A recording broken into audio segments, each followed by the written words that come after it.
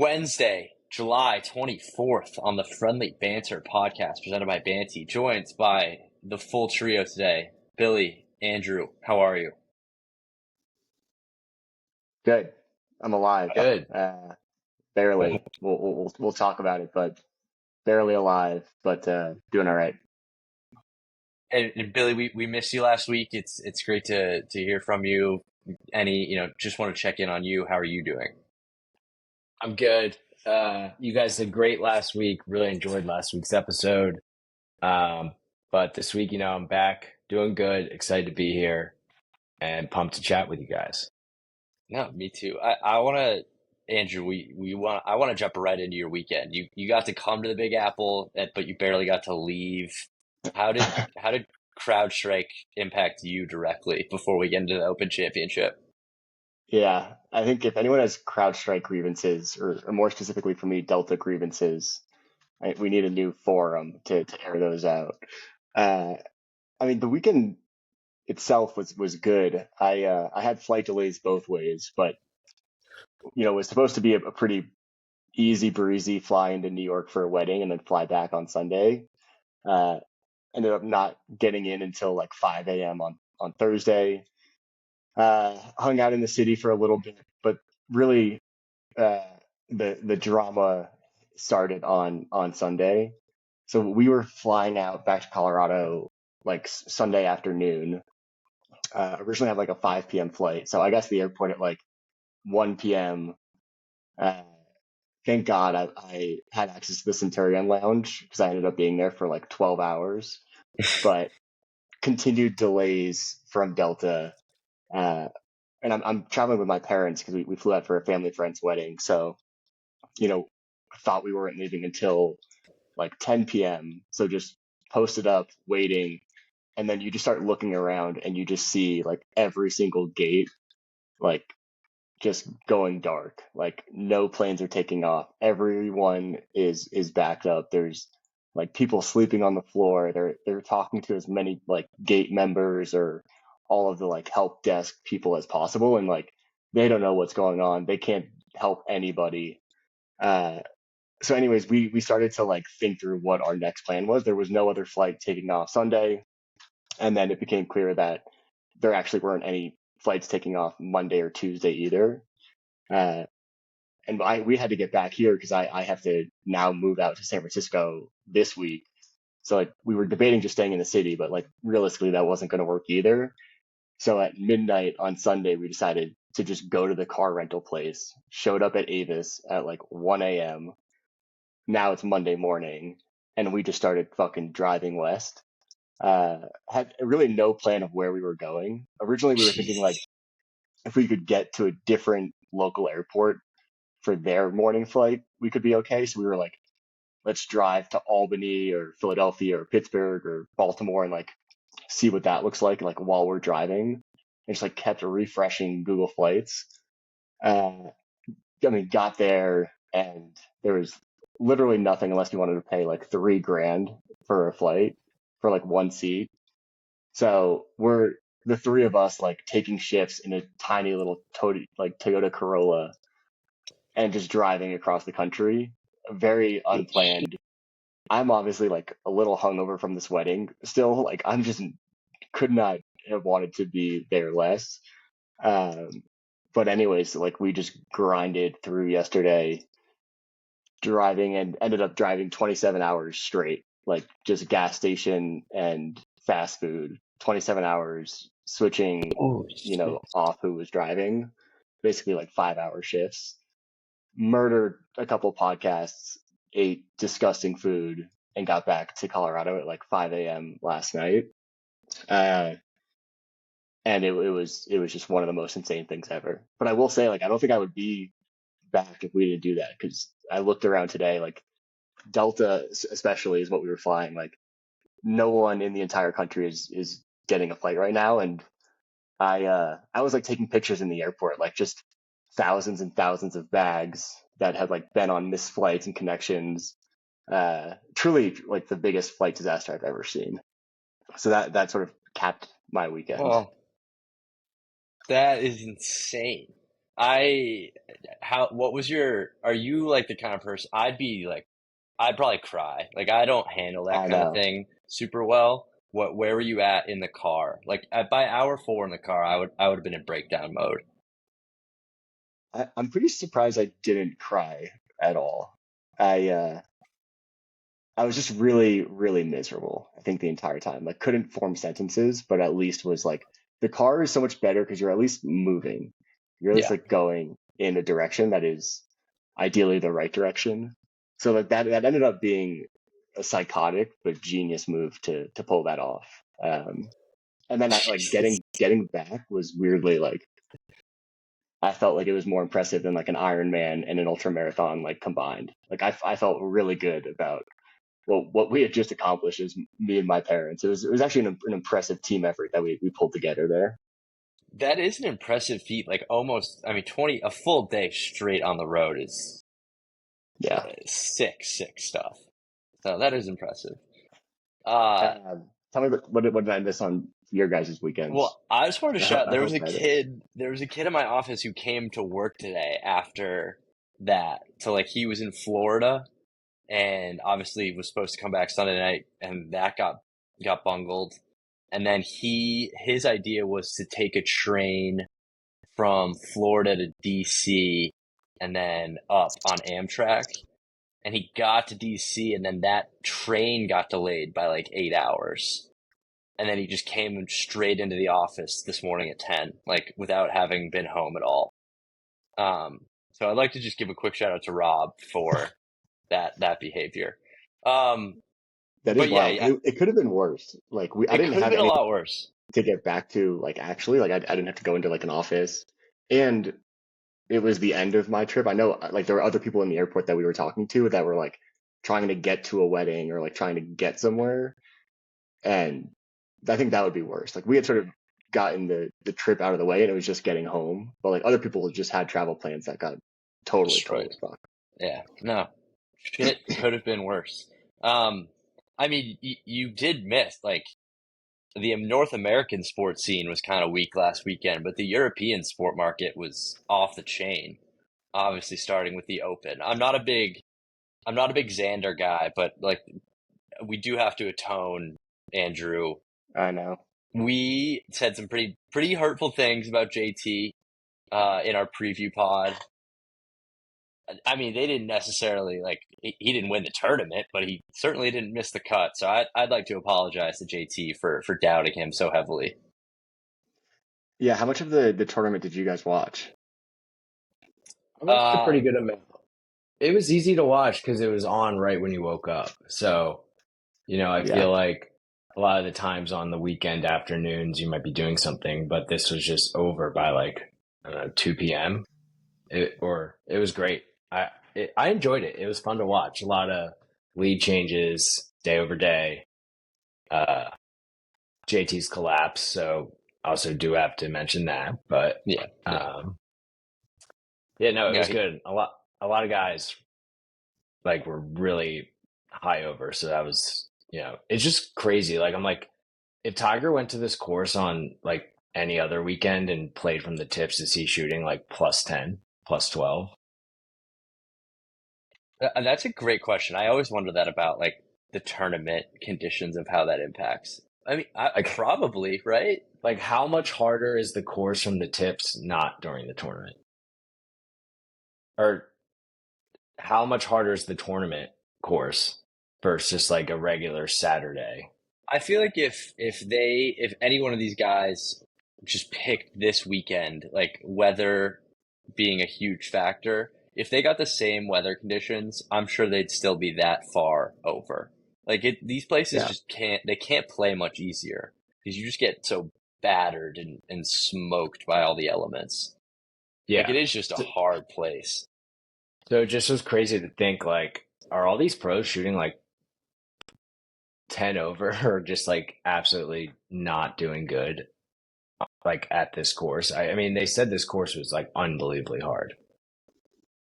Yeah, like the worst ball stats were like 60 over. Like if you took the worst ball from the entire field on Saturday, it was like in the 120s or something. Like incredibly difficult. I That's think great. both DJ and Scotty Scheffler called it the hardest 9 holes. The back nine on Saturday, the hardest 9 holes of golf they've ever seen in their lives. And Which those is are those. which is sick. It's so sick.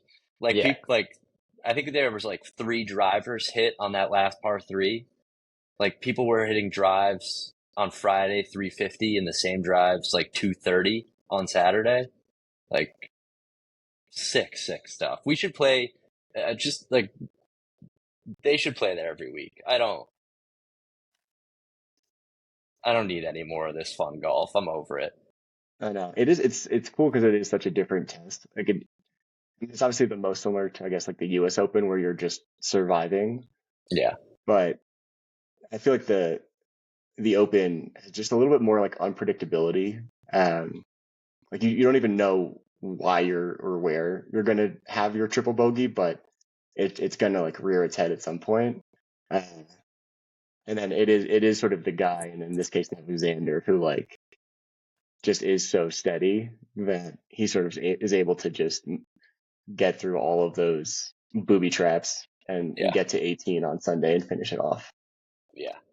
I want to give. There's 2 things off that are great points. Like the Open is the tournament that every year produces a complete stranger. Like Daniel Brown on the leaderboard on Saturday, and then Thurston or Yeah, Tristan, whatever, however the hell you Tristan, I Tristan, I think it think. is. Yeah, Yeah, 2 people I have never heard of and will probably never hear of again. Part of it is because of the weird qualification things that the DP World Tour set us up, but like it is just a pure guessing game. Like your ball could do 1,000 things as soon as it hits the ground, and it just produces so much more fun than most of the golf we see.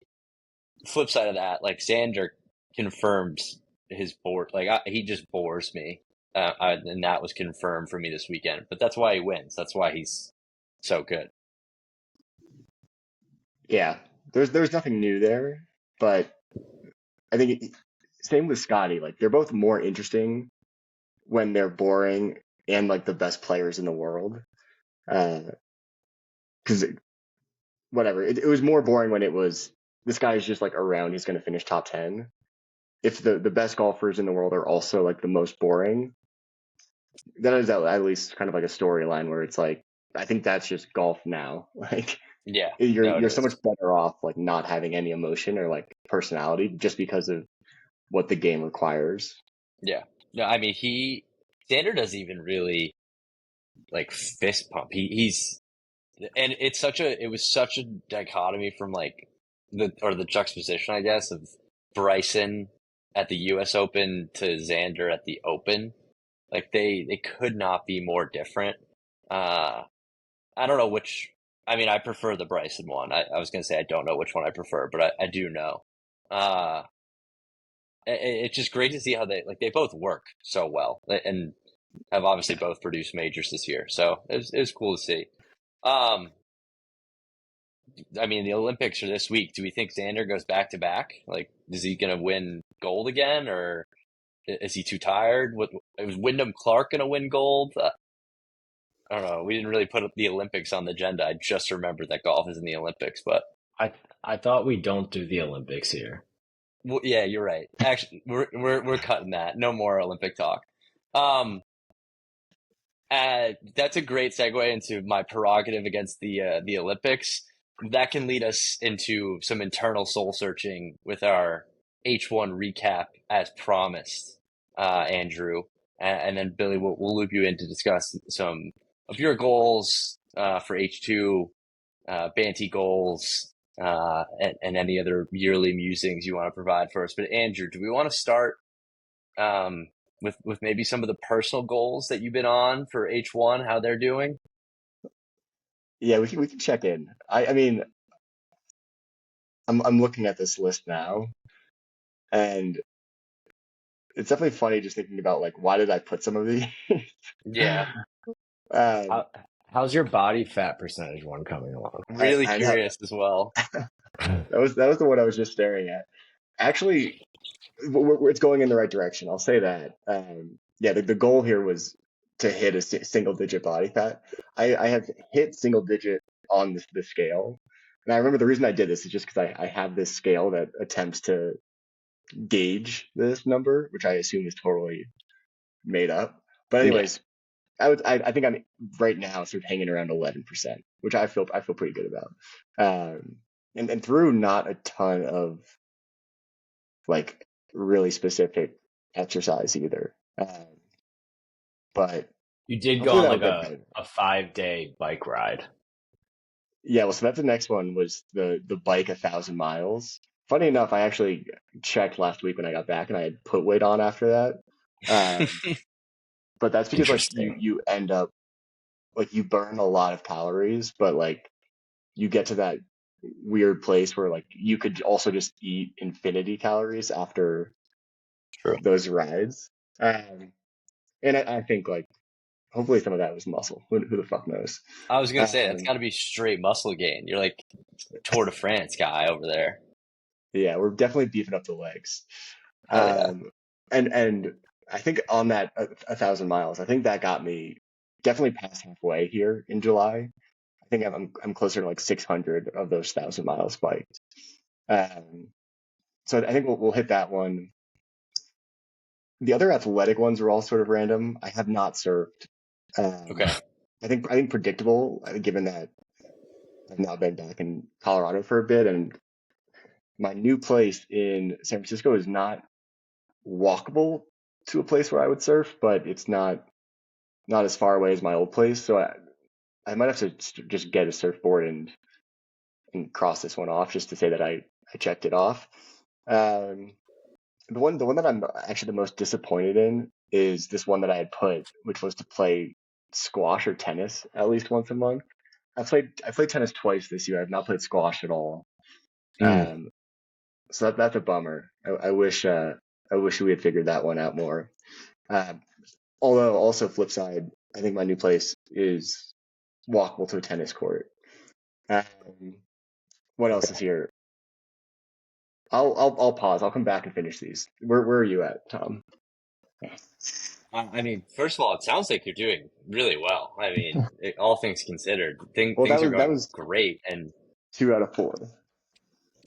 hey, that's halfway. And we're halfway through the year, a little more. The like once a month goals are tough, which like I'll start with on mine. Uh, 3 protein shakes a week. Not even like I don't even think I scratched the surface of that one. I think I did that for 2 weeks in January, and then have maybe had like 12 total since then. Um, so that one's not going great. Do you still think that should be a goal? Yeah, I think it should stay. I did just go I halvesies with Neil on an order of protein, so I'm gonna try and refocus on that. was Okay. gonna say, just like go on Amazon and buy like the pre-made muscle milks and just have one every morning. That yeah, that's honestly what I should do is like take all the work out of it for myself and just like grab one on the way out the door. Yeah, So I think when this shipment ends, that's the way to go. I was on do you guys know those like Pediasures? Like they have little, I don't know if you guys yeah. had to, I was on those for a long time as a kid. Like this is a vulnerable moment. Like through like middle school, high school, my pediatrician was like, we got to find a little more protein. So maybe I'll just go back to those as well. Dude, Um, funny enough, I was on the opposite. I was on like the ones that made you lose weight as a kid. Which I think is more vulnerable. I was on the lean something. yeah, But like, oh yeah. Maybe we should just stop giving kids things that influx their weight. I don't know. Something to think about. Um, other the 10 books, I'm halfway there. I'm in the middle of my sixth book, so we're looking good on that. We've got some good reads done. I'm really happy with where that stands, as well as Duolingo. I'm at a 190-day streak of German, so that's sick. we've really put that one into like that's like the protein shake thing. Like I just wake up and as I'm walking to the subway, like I just do my quick Duolingo. So that one's really integrated into the day. So happy with that.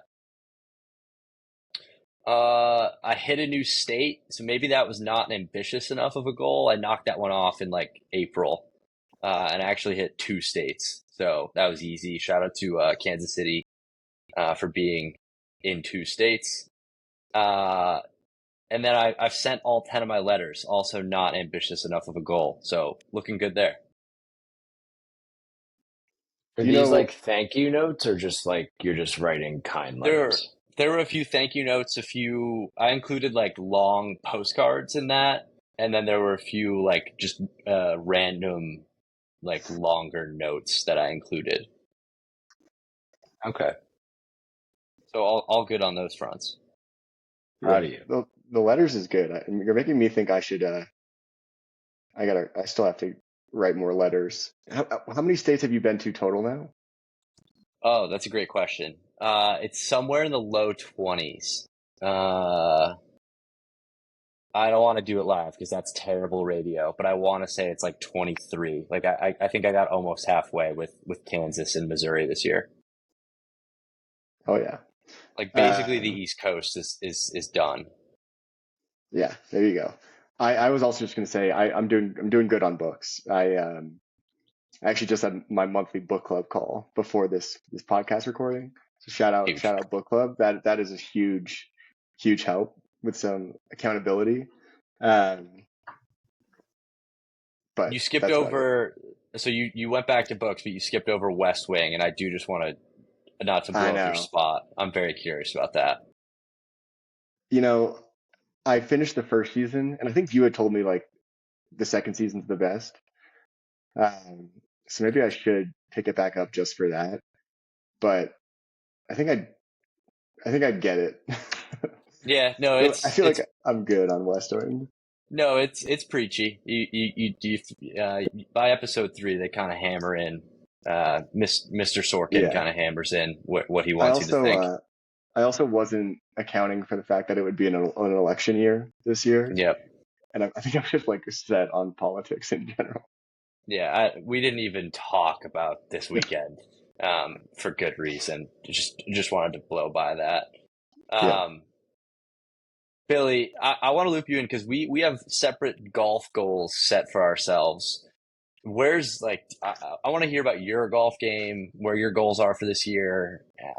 I mean, I've been following you. It looks like you've been playing relatively well, but I want to hear about that for the summer and for the rest of the year. Um, I definitely have been getting out more than I have in the last 3 years since kind of starting Banty. Um, it's always been hard to like just go out and play when you just you feel like you have endless things to do. But now that the app's in a really good place, you got to go use the product, test it more in real time on the course. And I definitely haven't been playing well. My handicap's only gone up, Mm, but me too. um, Me too.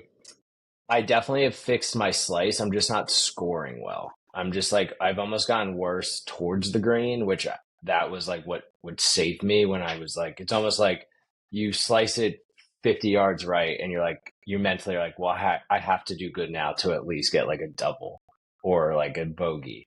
And now I'm like hitting it kind of in the fairway and then you're just like all confident and then you just screw it all up. So golf game's really iffy, but nonetheless, we're having fun out there, which is the most important thing.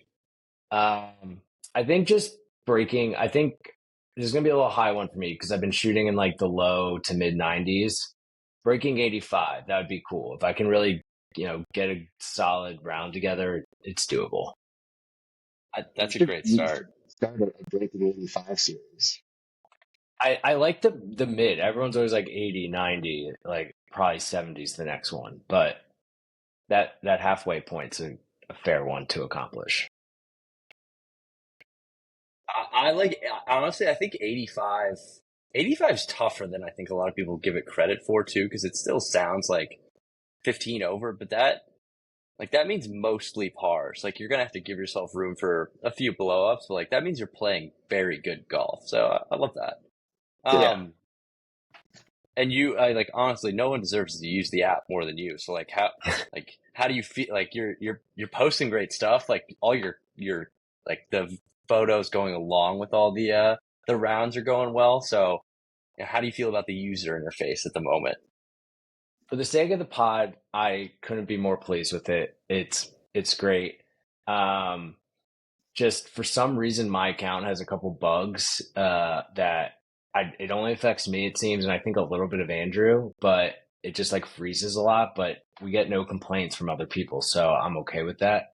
But it's been great. I mean, it's super easy to use, so just love Oh using yeah, it. Love the photos. And now that we can share to Strava, Gin, and IG, huge plus to showcase it. So it's been fun, and it's great to 100%. see. Yeah, so it's nice to look back at like my golf journey through Banty and have the quick highlights and recaps all right there.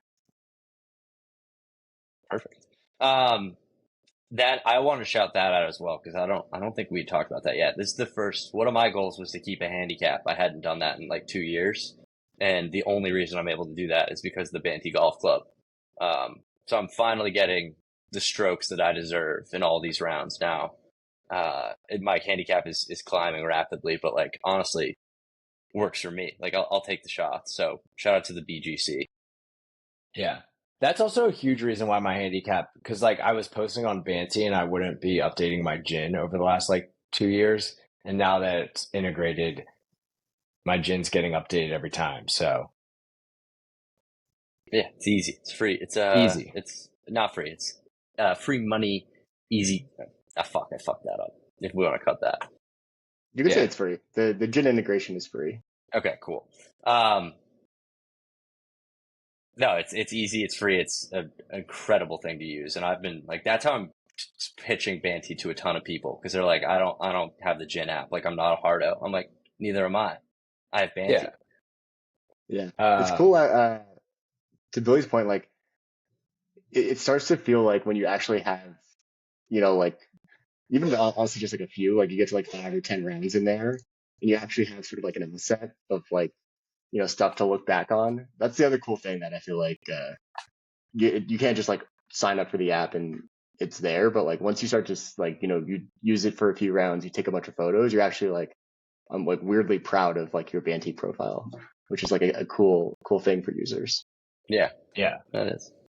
Shout out to my friend Connor Kelly, who we just went over to Ireland for his batch, and then he stayed and played like 10 more rounds. So he was there for like a week. But if you check out his profile, it's like so great because he just logged every single round, posted like at the max amount of videos and photos you could, I think, to each one. So just to put the icing on the cake on this one, it really is cool to like, even as a friend, to go back and look at like his golf kind of journey this summer, which I think the people appreciate. You see the golf claps happening on Banty, so clearly people are tuning in. No, I think that's been the biggest thing for me is I have friends who I didn't really know were playing so much golf that I'm getting to see like because I'm the kind of the golf guy in my group.